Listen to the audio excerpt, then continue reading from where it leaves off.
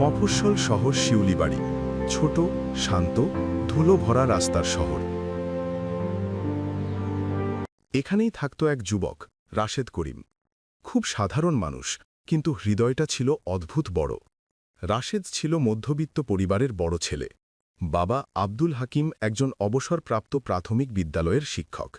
মা হালিমা খাতুন সারা জীবন সংসার সামলে সন্তানদের বড় করেছেন।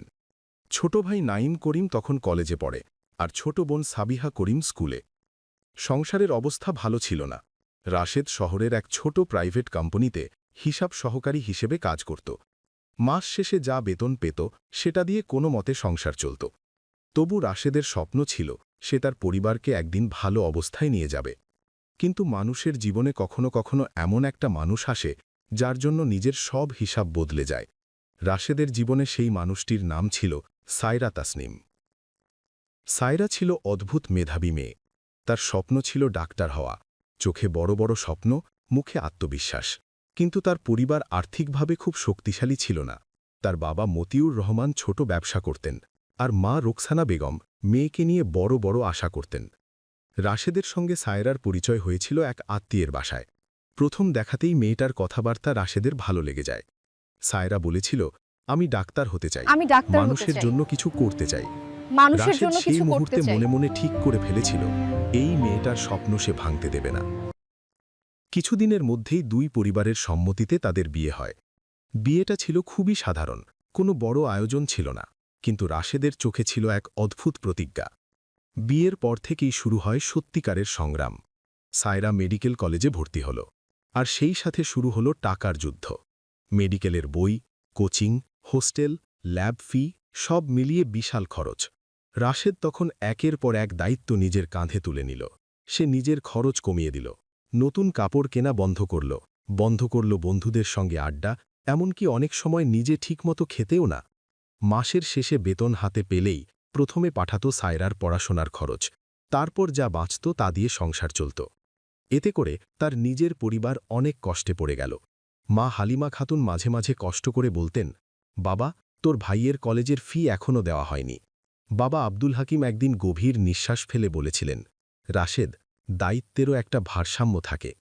রাশেদ চুপ করেছিল, কারণ সে জানত সে যা করছে তা হয়তো আজ কঠিন, কিন্তু একদিন সব ঠিক হয়ে যাবে। তার বিশ্বাস ছিল যেদিন সায়রা ডাক্তার হবে সেদিন তাদের জীবনের সব কষ্ট শেষ হবে। সে প্রায়ই সায়রাকে বলত, তুমি শুধু পড়াশোনাটা শেষ করো, বাকিটা আমি সামলাব। সায়রা তখন হাসত। সেই হাসিটা ছিল রাশেদের কাছে পৃথিবীর সবচেয়ে সুন্দর জিনিস। বছর গড়াতে লাগল। রাশেদ আরও বেশি পরিশ্রম করতে শুরু করল। অফিসের পরে বাড়তি হিসাবের কাজ নিত, মাঝে মাঝে রাত জেগে কাজ করত, শুধু কিছু অতিরিক্ত টাকা রোজগার করার জন্য। তার নিজের পরিবারের সাথে দূরত্বও ধীরে ধীরে বাড়তে লাগল। ছোট ভাই নাইম মাঝে মাঝে অভিমান করে থাকত, বোন সাবিহা নতুন বই চাইতে লজ্জা পেত। কিন্তু রাশেদ সব সহ্য করত, কারণ তার মনে একটা ছবিই ঘুরত, একদিন সায়রা সাদা কোট পরে দাঁড়িয়ে থাকবে, আর সে গর্ব করে বলবে, এই ডাক্তার আমার স্ত্রী। সময় গড়াল। সায়রা মেডিকেলের শেষ বর্ষে পৌঁছে গেল, কিন্তু সেই সময় থেকেই ধীরে ধীরে কিছু পরিবর্তন শুরু হল। সায়রার কথা বলার ভঙ্গি বদলে গেল। সে আগের মতো রাশেদের সঙ্গে সব কথা শেয়ার করত না। তার নতুন বন্ধু হল, নতুন আড্ডা হল, নতুন জীবন হল। রাশেদ ভেবেছিল এটা হয়তো মেডিকেল জীবনের স্বাভাবিক পরিবর্তন, কিন্তু সে জানত না এই পরিবর্তনের ভেতরেই লুকিয়ে আছে তার জীবনের সবচেয়ে বড় ঝড়। একদিন সন্ধ্যায় অফিস থেকে ফেরার পথে রাশেদ একটা ক্যাফের সামনে হঠাৎ থেমে গেল, কারণ সেখানে সে এমন একটা দৃশ্য দেখল যা তার বুকের ভেতর কেমন যেন কেঁপে উঠল। সায়রা বসে আছে এক তরুণ ডাক্তারের সঙ্গে, দুজনেই হাসছে, কথা বলছে। ছেলেটার নাম ডক্টর আদ্রিয়ান কবির। সেদিন প্রথমবার রাশেদের মনে অদ্ভুত একটা অস্বস্তি জন্ম নিল। সে নিজেকে বোঝাল বন্ধুই হবে, সহপাঠী। কিন্তু সেদিন রাতে সায়রা বাড়ি ফিরল অনেক দেরিতে। রাশেদ শান্ত গলায় জিজ্ঞেস করল, এত দেরি হলো কেন? সায়রা বিরক্ত হয়ে বলল, তুমি সবকিছু নিয়ে এত প্রশ্ন করো কেন? রাশেদ চুপ করে গেল। সেদিন রাতে সে আলমারির ভেতর তার ঋণের কাগজগুলো গোছাতে গিয়ে হঠাৎ একটা ভাঁজ করা কাগজ পেল। কাগজটা খুলতেই তার চোখ স্থির হয়ে গেল। ওটা সায়রার হাতের লেখা। সেখানে শুধু একটা লাইন লেখা ছিল, তুমি পাশে থাকলে আমি আর কারো ভয় পাই না, আদ্রিয়ান। রাশেদের বুকের ভেতর যেন কিছু ভেঙে পড়ল। সে তখনও জানত না এই ছোট্ট একটা ডক্টর বাক্যই আদ্রিয়ানকে? তার জীবনের সবচেয়ে বড় ঝড়ের শুরু। সেই রাতে রাশেদ করিম খুব একটা ঘুমাতে পারেনি। ঘরের বাতি নিভে গিয়েছিল, কিন্তু তার মাথার ভেতর আলো আর অন্ধকারের অদ্ভুত যুদ্ধ চলছিল। বিছানার পাশে টেবিলে ভাঁজ করা সেই কাগজটা পড়েছিল, সায়রার লেখা, তুমি পাশে থাকলে আমি আর কারো ভয় পাই না, অ্যাড্রিয়ান। রাশেদ বারবার ভাবছিল, হয়তো এটা কোনো ভুল বোঝাবুঝি, হয়তো বন্ধুত্বের কোনো কথা। সে নিজেকে বোঝাতে চাইছিল, কারণ তার বিশ্বাস ভাঙার মতো শক্তি তার ছিল না। সকালে সায়রা খুব স্বাভাবিক আচরণ করল, যেন কিছুই হয়নি। সে তাড়াহুড়ো করে কলেজে যাওয়ার প্রস্তুতি নিচ্ছিল। রাশেদ ধীরে বলল, সায়রা, কাল তুমি অনেক দেরি করে ফিরেছিলে। সায়রা চোখ না তুলে বলল, হাসপাতালে ছিলাম, গ্রুপ স্টাডি ছিল। রাশেদ কিছুক্ষণ চুপ করে থেকে বলল, ডাক্তার অ্যাড্রিয়ানকে? সায়রা একটু থেমে গেল, তারপর স্বাভাবিক ভঙ্গিতে বলল, আমার সিনিয়র, খুব ভালো ডাক্তার। কেন? রাশেদ তার দিকে তাকালো, কিন্তু আর কিছু বলল না। সেদিন থেকে ধীরে ধীরে তাদের সম্পর্কের মধ্যে একটা অদৃশ্য দেওয়াল তৈরি হতে লাগল। আগে সায়রা রাশেদের সঙ্গে গল্প করত, নিজের ক্লাসের কথা বলত, নতুন কিছু শিখলে শেয়ার করত। এখন সে অনেক কিছুই গোপন রাখত। ফোনে লক দেওয়া শুরু করল, মাঝরাতে মেসেজ আসত, মাঝে মাঝে হেসে উঠত, আবার দ্রুত ফোন লুকিয়ে ফেলত। রাশেদ সবই দেখত, কিন্তু কিছু বলত না, কারণ সে ভয় পেত, যদি সত্যিটা তার ভাবনার চেয়েও ভয়ঙ্কর হয়। এর মধ্যেই সায়রা ইন্টার্নশিপ শুরু করল। সে এখন প্রায়ই হাসপাতালেই থাকত। তার নতুন বন্ধুদের মধ্যে বেশিরভাগই ছিল ডাক্তার। তাদের আড্ডা, পার্টি, আধুনিক জীবন সবকিছুই ধীরে ধীরে সায়রাকে বদলে দিতে লাগল। একদিন রাতে সায়রা বলল, রাশেদ, তুমি একটু বেশি নিয়ন্ত্রণ করতে চাও। রাশেদ অবাক হয়ে বলল, আমি? সায়রা বলল, হ্যাঁ, তুমি সবকিছু জানতে চাও, আমি কোথায় গেলাম, কার সাথে কথা বললাম, সব।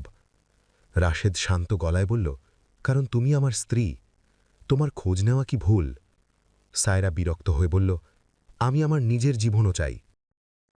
এই কথাটা রাশেদের হৃদয়ে অদ্ভুতভাবে আঘাত করল, কারণ সে কখনো সায়রার স্বাধীনতায় বাধা দেয়নি, বরং নিজের পরিবারকে কষ্ট দিয়ে, নিজের স্বপ্ন ত্যাগ করে শুধু সায়রার স্বপ্নটাকেই বড় করেছে।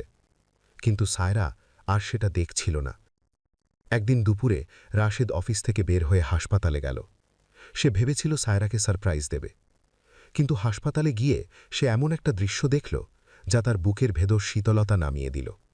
হাসপাতালের ক্যান্টিনে সায়রা বসে আছে ডাক্তার অ্যাড্রিয়ান কবিরের পাশে। দুজনেই খুব কাছে বসে হাসতে হাসতে কথা বলছে। রাশেদ কিছু দূর থেকে দাঁড়িয়েছিল। সে দেখল অ্যাড্রিয়ান সায়রার হাত ধরে কিছু বলছে। সায়রা হাতটা সরিয়ে নেয়নি। রাশেদের মনে হল যেন সময় হঠাৎ থেমে গেছে।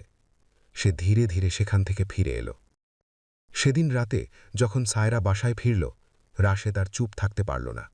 সে সরাসরি বলল, তোমার আর অ্যাড্রিয়ানের মধ্যে কি চলছে? সায়রা কিছুক্ষণ চুপ করে থাকল, তারপর ঠান্ডা গলায় বলল, তুমি কি আমাকে সন্দেহ করছ? রাশেদ বলল, আমি সত্যটা জানতে চাই। সায়রা হঠাৎ রেগে গেল, তুমি কখনো আমাকে বুঝোনি রাশেদ। তুমি সবসময় তোমার পরিবারের কথা ভাবো, সমাজের কথা ভাবো, কিন্তু আমি কি চাই সেটা কি কখনো ভেবেছ? রাশেদ স্তব্ধ হয়ে গেল। সে ধীরে বলল, তোমাকে ডাক্তার বানাতে গিয়ে আমি আমার পরিবারকে পর্যন্ত সাহায্য করতে পারিনি। আমি শুধু তোমার স্বপ্নটা পূরণ করতে চেয়েছি। সায়রা ঠান্ডা হাসল, আমি কি তোমাকে সেটা করতে বলেছিলাম? এই কথাটা যেন রাশেদের বুকের ভেতর ছুরি হয়ে ঢুকে গেল। কয়েক সপ্তাহের মধ্যেই পরিস্থিতি আরও খারাপ হয়ে উঠল। একদিন সায়রা সরাসরি বলল, আমি আর এই সংসারে থাকতে পারছি না। রাশেদ অবিশ্বাসের চোখে তাকাল, মানে? সায়রা বলল, আমি ডিভোর্স চাই। রাশেদের মনে হল যেন পৃথিবী তার পায়ের নিচ থেকে সরে যাচ্ছে। সে ধীরে জিজ্ঞেস করল, কার জন্য? সায়রা কিছুক্ষণ চুপ করে থেকে বলল, আমি অ্যাড্রিয়ানকে ভালোবাসি। সেদিন রাতে প্রথমবার রাশেদ বুঝতে পারল, কিছু স্বপ্ন পূরণ করতে গিয়ে মানুষ কখনো কখনো নিজের জীবনটাই হারিয়ে ফেলে। আর সেই স্বপ্ন যখন ভেঙে যায়, তখন শব্দটা খুব নীরব হয়, কিন্তু ভেতরের ভাঙনটা ভয়ঙ্কর। সায়রার মুখে ডিভোর্স শব্দটা শোনার পর রাশিদ করিম যেন কিছুক্ষণ বুঝতেই পারল না কি ঘটছে। মনে হচ্ছিল কেউ তার কানের পাশে দাঁড়িয়ে খুব আস্তে একটা শব্দ বলেছে, কিন্তু সেই শব্দের আঘাতে পুরো পৃথিবী ভেঙে পড়ছে। সে ধীরে ধীরে চেয়ারে বসে পড়ল। ঘরটা তখন অদ্ভুত নীরব। দেয়ালের ঘড়ির টিকটিক শব্দ যেন অস্বাভাবিকভাবে জোরে শোনা যাচ্ছিল। রাশেদ অনেকক্ষণ পরে বলল, সায়রা, তুমি কি জানো তুমি কি বলছ? সায়রা খুব ঠান্ডা গলায় বলল, আমি খুব পরিষ্কারভাবে বলছি, আমি এই সম্পর্ক আর রাখতে চাই না। রাশেদের চোখে তখন ক্লান্তি আর অবিশ্বাস একসাথে জমে উঠেছে। সে বলল, আমি কি তোমার কোনো ক্ষতি করেছি? সায়রা বিরক্ত হয়ে বলল, তুমি আমাকে কখনো স্বাধীনতা দাওনি। রাশেদ যেন নিজের কানকে বিশ্বাস করতে পারছিল না। স্বাধীনতা? সে ধীরে বলল, আমি তোমাকে পড়াশোনা করতে দিয়েছি, তোমার জন্য ঋণ করেছি, নিজের পরিবারকে অবহেলা করেছি। এটা কি স্বাধীনতা না? সায়রা একটু থেমে বলল, তুমি সবসময় আমার সাথে যেতে চাইতে, আমি কোথায় যাচ্ছি সেটা জানতে চাইতে। আমি বন্ধুদের সাথে বাইরে গেলে তোমার প্রশ্নের শেষ থাকত না। রাশেদ কিছুক্ষণ চুপ করে থাকল। তারপর শান্ত গলায় বলল, কারণ আমি তোমাকে ভালোবাসতাম। এই কথাটা শুনে সায়রা আর কিছু বলল না। কয়েক সপ্তাহের মধ্যে বিষয়টা দুই পরিবারের কাছেও পৌঁছে গেল। রাশেদের মা হালিমা খাতুন খবরটা শুনে কান্নায় ভেঙে পড়লেন। তিনি বললেন, এই মেয়ের জন্য তুই আমাদের থেকে দূরে চলে গেলি বাবা, এখন সে তোকেই ছেড়ে যাচ্ছে। রাশেদ মায়ের সামনে মাথা নিচু করে বসেছিল। তার বলার মতো কোনো কথা ছিল না। অন্যদিকে সায়রার পরিবারও প্রথমে অবাক হয়েছিল, কিন্তু সায়রা দৃঢ় ছিল। সে স্পষ্ট বলেছিল, আমি আমার জীবনের সিদ্ধান্ত নিজেই নেব। অবশেষে আদালতে তাদের ডিভোর্স হয়ে গেল। সেদিন আদালতের বারান্দায় দাঁড়িয়ে রাশেদ শেষবার সায়রার দিকে তাকিয়েছিল। সায়রা তখন খুব আত্মবিশ্বাসী দেখাচ্ছিল, যেন সে নতুন জীবনের দিকে এগিয়ে যাচ্ছে। রাশেদ শুধু একটা কথা বলেছিল, তুমি সুখী হও। সায়রা কোনো উত্তর দেয়নি। কয়েক মাস পর খবর এলো, সায়রা তাসনিম ডাক্তার আদ্রিয়ান কবিরকে বিয়ে করেছে। শহরের মানুষ নানা কথা বলতে লাগল। কেউ বলল, মেয়েটা স্বার্থপর। কেউ বলল, ডাক্তার হয়ে বড়লোকের জীবন পেয়েছে। রাশেদ এসব কথার কোনো জবাব দেয়নি। সে আবার নিজের জীবনে ফিরে যাওয়ার চেষ্টা করল। অফিসে যাওয়া, বাসায় ফেরা, এই ছোট ছোট অভ্যাসগুলো দিয়েই সে নিজেকে বাঁচিয়ে রাখল। ধীরে ধীরে সে আবার তার পরিবারের কাছেও ফিরে এলো। ছোট ভাই নাইম একদিন বলেছিল, ভাইয়া, তুমি আমাদের জন্য এত কিছু করেছ, এখন একটু নিজের জন্য বাঁচো। রাশেদ শুধু হালকা হাসল।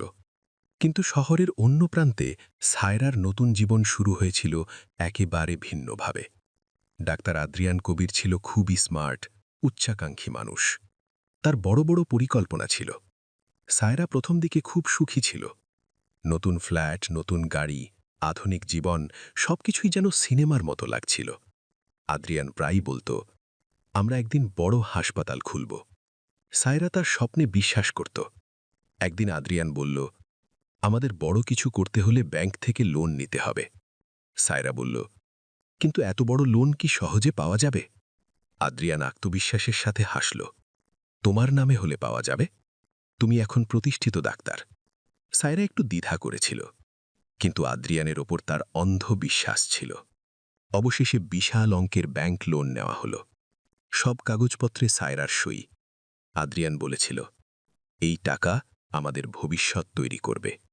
কিন্তু সায়রা তখনও জানত না, এই কাগজগুলোই একদিন তার জীবনের সবচেয়ে ভয়ঙ্কর দুঃস্বপ্ন হয়ে উঠবে।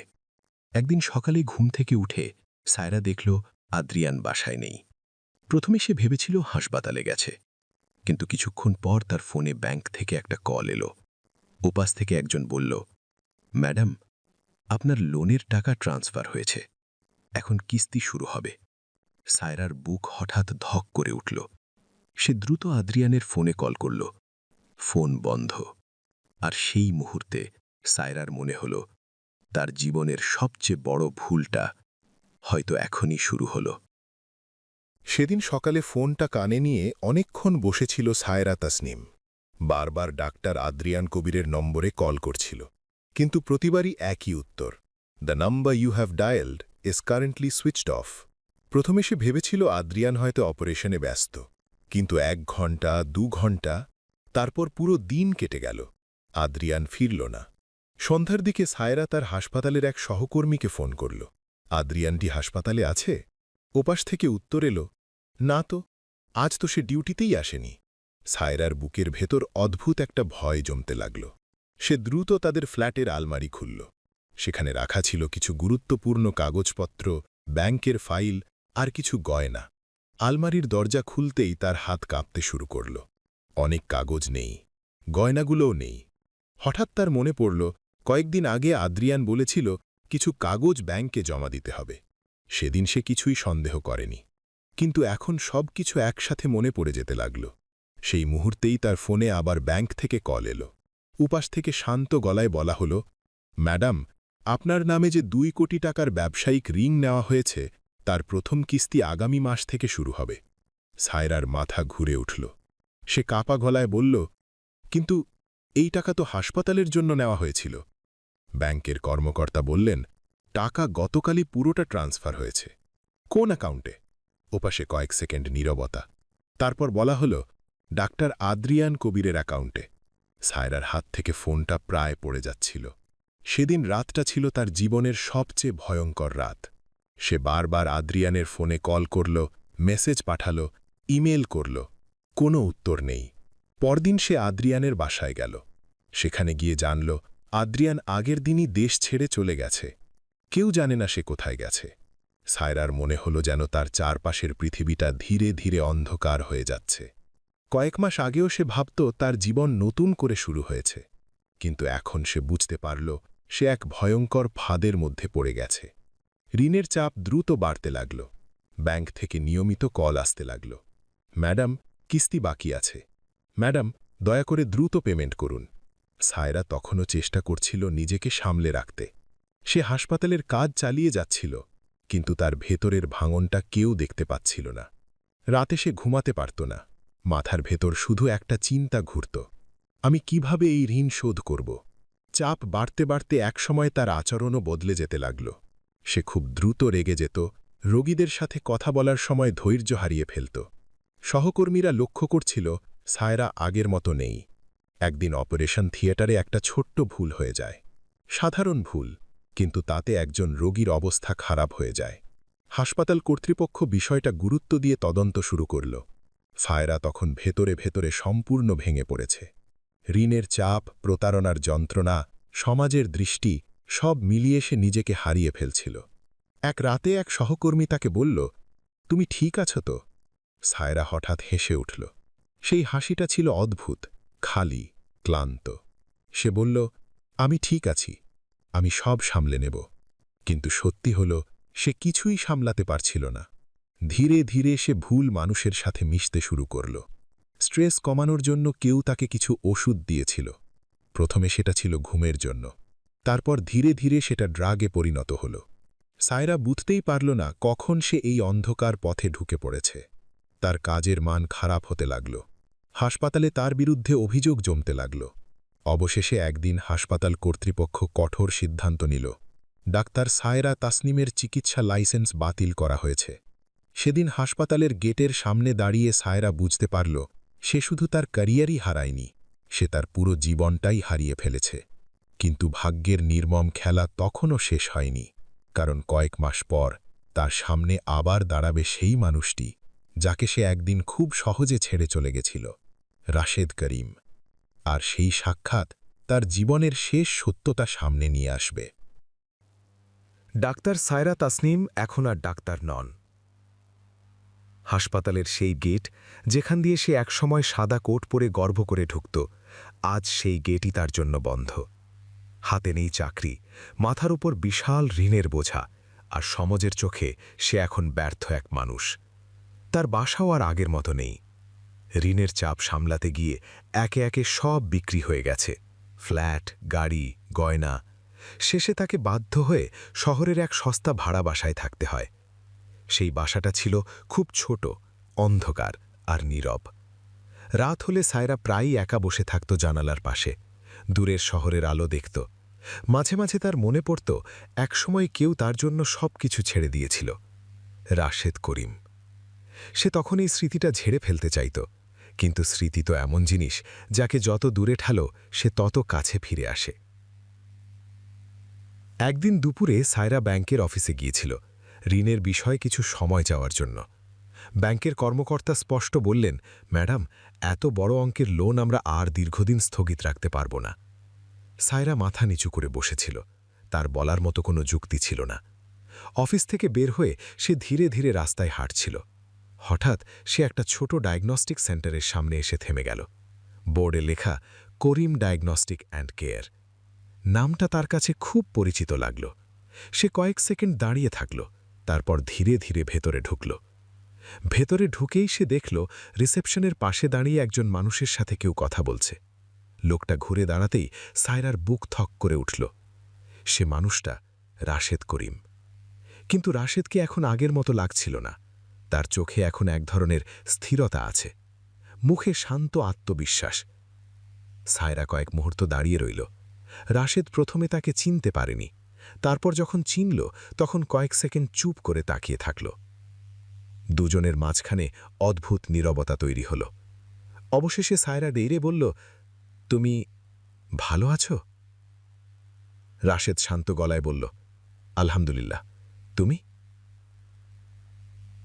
সায়রা কিছুক্ষণ উত্তর দিতে পারল না। তার চোখে তখন ক্লান্তি, অনুশোচনা আর অদ্ভুত এক লজ্জা। সে ধীরে বলল, আমি ভালো নেই। রাশেদ কিছু বলল না। কিছুক্ষণ পরে সে বলল, বসবে? সায়রা মাথা নেড়ে পাশের চেয়ারে বসে পড়ল। রুমের ভেতর নীরবতা।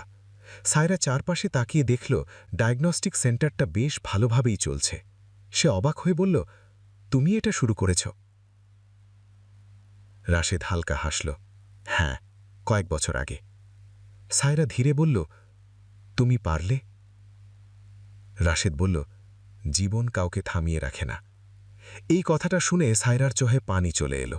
সে অনেকক্ষণ চুপ করে থাকল, তারপর হঠাৎ বলল, রাশেদ, আমি খুব বড় ভুল করেছি। রাশেদ চুপ করে তার কথা শুনছিল। সায়রা কাঁপা গলায় বলল, আমি ভেবেছিলাম আমি নতুন জীবন পাচ্ছি, কিন্তু আমি সব কিছু হারিয়ে ফেলেছি। সে মাথা নিচু করে বলল, আদ্রিয়ান আমাকে প্রতারণা করেছে, আমার নামে লোন নিয়ে পালিয়ে গেছে, আমার লাইসেন্সও চলে গেছে। তার গলা ধরে এলো, আমি এখন কিছুই না। রাশেদ কয়েক মুহূর্ত চুপ করে থাকল। তার চোখে কোনো রাগ ছিল না, কিন্তু একটা গভীর দূরত্ব ছিল। সায়রা তখন ধীরে বলল, রাশেদ, যদি সম্ভব হয় তুমি কি আমাকে আরেকটা সুযোগ দিতে পারো? এই কথাটা বলার সময় তার চোখে অশ্রু ঝরছিল। রাশেদ ধীরে উঠে দাঁড়াল। সে জানালার পাশে গিয়ে কিছুক্ষণ বাইরে তাকিয়ে রইল।